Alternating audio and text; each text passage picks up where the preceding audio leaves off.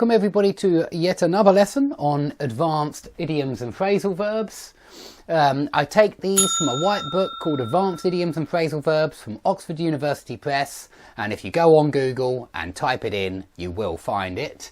If you would like to buy a book on phrasal verbs, I already have one available. You can find this on Amazon. It's called Visual Phrasal Verbs. And it's also available on my website, which is skype-lessons.com as a colour PDF. And that costs £20. So let's get started.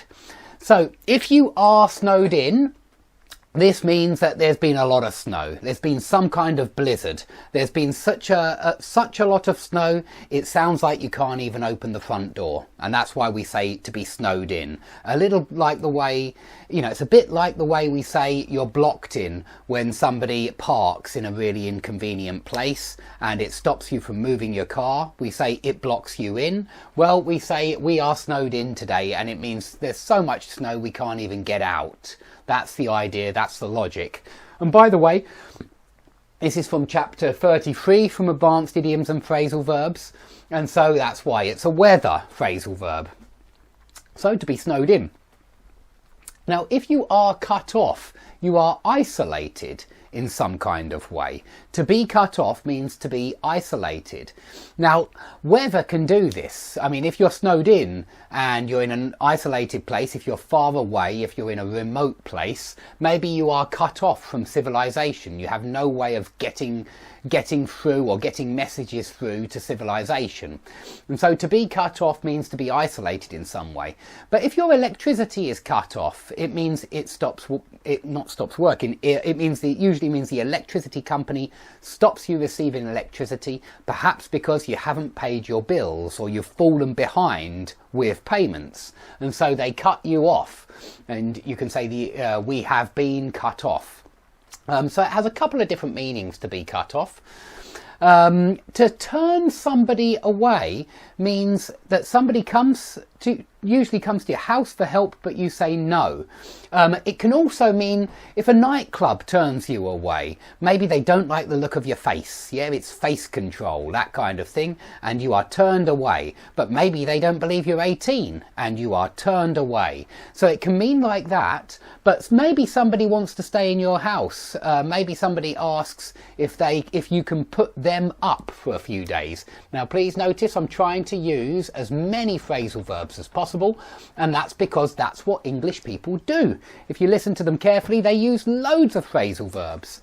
So maybe somebody asks you to put them up to accommodate them, but you turn that friend away. You say, sorry, we don't have any space. I've got no extra space for you, and I'm busy with work, and my wife's busy, and we've got the kids, we've got to take them to school. I'm sorry, I'm going to have to turn you away.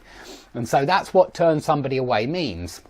Now I want to just compare this to a few other phrasal verbs, and all of these phrasal verbs are in this book, so please do buy this book if you like these phrasal verbs. You'll be supporting my channel, you'll be supporting me. Now if you turn to somebody, it's usually for advice. Yeah, you turn to somebody for advice. Okay, so you might turn to a sweet auntie for advice. Maybe that's the person who you treat as your confidant. But maybe you want to use this one to turn on somebody.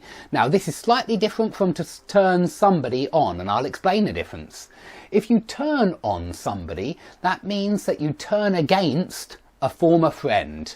Okay, it's the same as turn against, which is also a phrasal verb. Turn against somebody. Now to turn on somebody or turn against somebody, this means that they were your friend and now they're your enemy and you turn on them. So it can mean that as well. It has that meaning. However, it has a completely different meaning if you've got the somebody inside the verb and the preposition. Because if you turn somebody on, that means you sexually excite them in some kind of way. Yeah, if you say that person turns me on, it means they sexually excite you. So this is a very different turn on than turn on somebody. It may seem strange that we've got two more or less identical phrasal verbs that mean such different things. But this is the problem with phrasal verbs, and this is why I'd like you to buy my book, because it will help you with these phrasal verbs.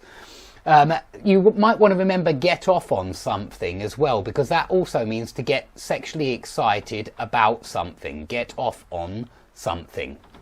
So we have a lot of phrasal verbs in this area that I could go into.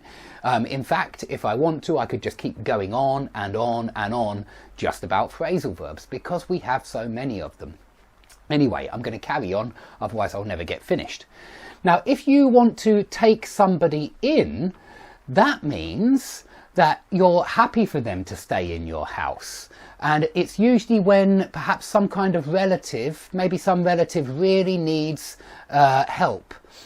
Maybe one of your relatives, sadly, they lose their parents, and so you decide to take that relative in, and that means that you decide to look after them, to feed them, to clothe them, to make sure that they have everything that they need.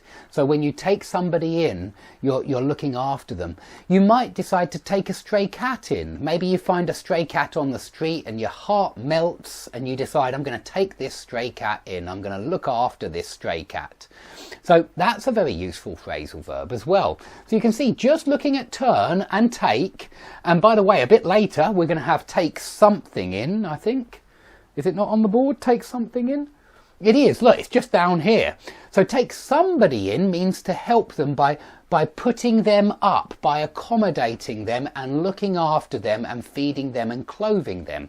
Take something in means absorb information. Okay, so when you take, I hope that you're taking in all of these new phrasal verbs. I hope the phrasal verbs are starting to sink in. Yeah, because I think by repeating phrasal verbs over and over again, and most importantly by using them in your speech, you will be able to overcome any kind of phrasal verb phobia that you have. And believe me, the way to sound fluent in English is by using as many phrasal verbs as you can. Because listen to English people, listen to Americans, listen to your favourite films, listen to your favourite songs, and you will see that they're crawling with phrasal verbs. Okay, so sink in doesn't have an object, but take something in does have an object, and it goes in between the verb and the preposition. So please take these new phrasal verbs in. Now, for the foreseeable future, I plan to make a lot of English lessons and other lessons as well, but in particular English lessons, because this is an English learning channel. And I think you can already understand that this means the nearest future, because it means the